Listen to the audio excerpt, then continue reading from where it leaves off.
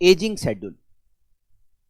हमारे जो डेटर्स है हम उसको अलग अलग एज वाइज क्लासिफाई करते हैं। जैसे मान लो एक बिजनेस के टोटल डेटर है 1 करोड़ रुपीस के। अब हमने उसको क्लासिफाई किया 1 से 15 दिन वाले डेटर, 16 से 45 दिन वाले डेटर, 45 से 70 दिन वाले डेटर, 70 से 100 दिन वाले डेटर और मोर देन 100 डेज वाले डेटर। हमने एज वाइज डेटर को क्लासिफाई किया। एज वाइज मतलब जैसे मान लो आपने किसी कस्टमर को 5 दिन पहले माल बेचा था तो एज हो गई 5 दिन। आपने किसी कस्टमर को माल बेचा था 45 दिन पहले और अभी तक उसने पेमेंट नहीं किया तो उसकी एज हो गई 45 डेज।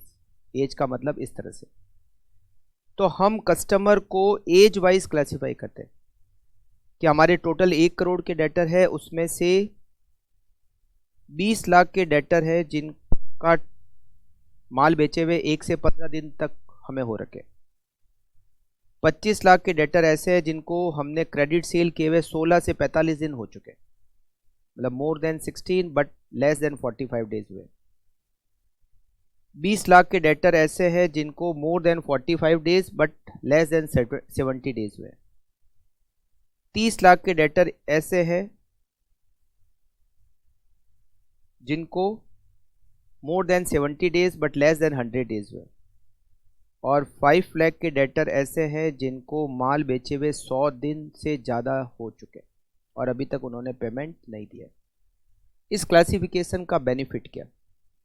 इस क्लासिफिकेशन का सबसे बड़ा बेनिफिट ये है कि हमें ये पता लगता है कि हमें कलेक्शन की पॉलिसी कैसी यूज़ करनी है कौन से डेटर के साथ।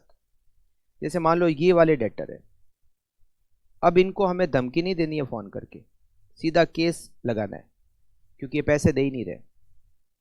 मान लो हमारा क्रेडिट पीरियड है करीब करीब 50 दिन का, मतलब इनको तो 100 दिन से भी ज़्यादा हो गए, पैसे ही नहीं दे रहे। तो अब इनके ऊपर हमें डायरेक्ट केस फाइल करना है। इन वालों को एक बार नोटिस भेजना है कि भाई पैसा नहीं दोगे तो केस फाइल कर देंगे। इनको इन्फॉर्म करना है कि आपका पैसा ड्यू हो चुका है, फटाफट से आप पेमेंट करें। इनको हम कह सकते हैं